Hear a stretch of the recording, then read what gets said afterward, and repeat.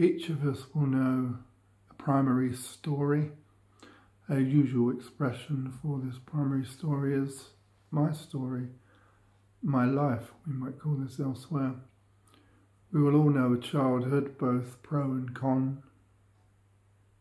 Many of us will know being cared for by significant others, parents or caregivers, relatives near or far. Most of us will know experiences of hunger and satisfaction. Some of us may live a life in which we never feel we fully know or knew satisfaction. Some of us will remain hungry in the very many ways there are to feel hunger and thirst and desire for things that bring us to satisfaction.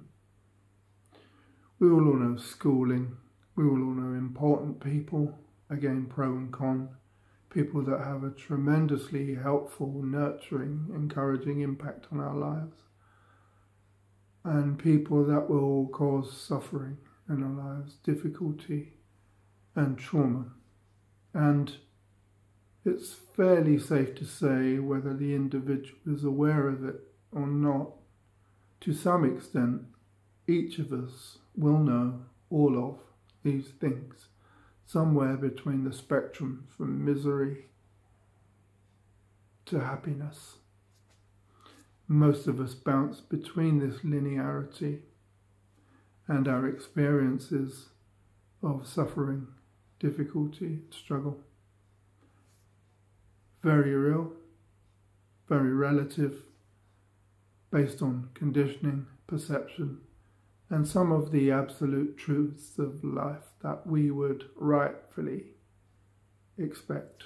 That is safety, security, comfort, and the provision of the basic needs that, as we've said, some of us do go without.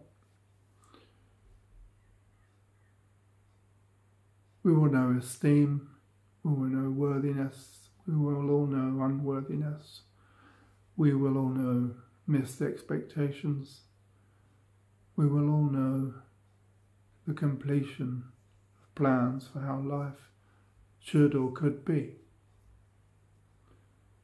Sometimes we will be absent from our understanding and expectation on affection and love and intimacy. Some of us will never know these things. Most of us will know variations of such phenomena. We will have ideas on what is morally correct and what is morally reprehensible, and despite our every and best effort, we may enact both ends of this parameter. All of us will do things that we may regret or later feel we would rather carried out the very opposite. And even with the best and every intention to do no harm, we will all do harm. We will all judge, and we will all have reason to judge. We will all inadvertently make mistakes. To err is to be human, we've been told. And that's okay.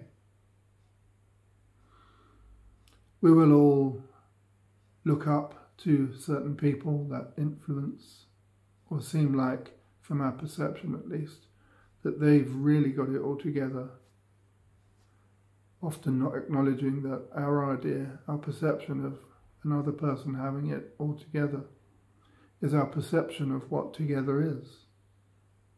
But we will comfort ourselves, each of us, in observing or experiencing those that really don't have it together or don't match my perception of where I currently am, even though this might not be the ideal.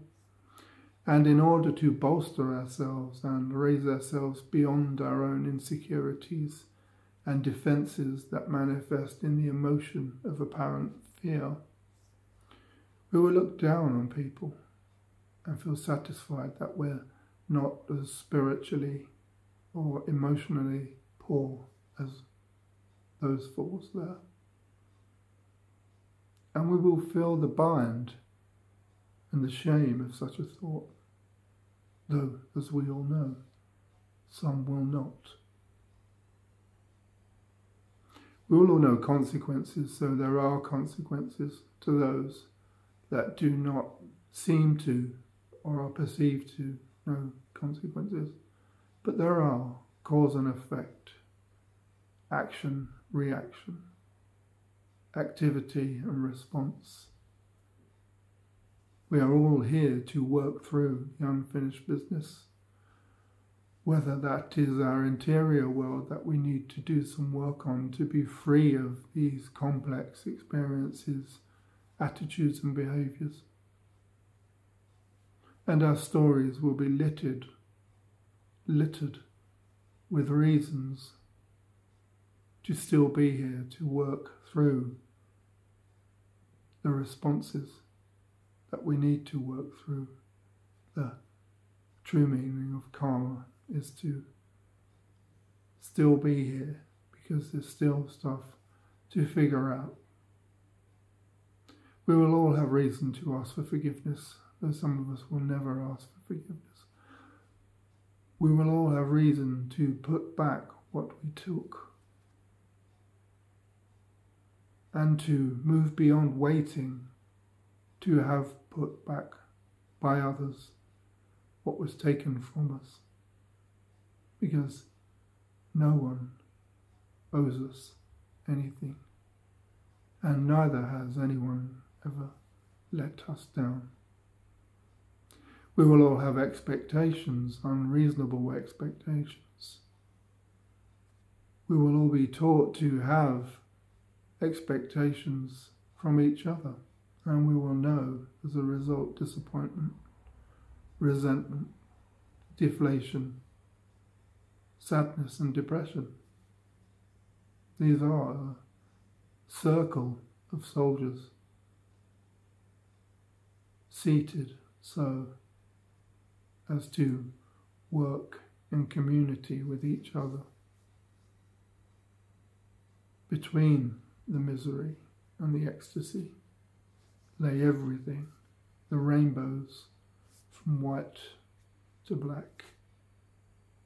And who's to say which is better or worse? We will live in this dualistic dance as an absolute and divine expression of absolute reality in which nothing is outside and everything belongs. And we will reconcile in our stories the opposites of the human waltz. We will bring together the positive and the negative in our search for meaning, balance, and finally, wholeness.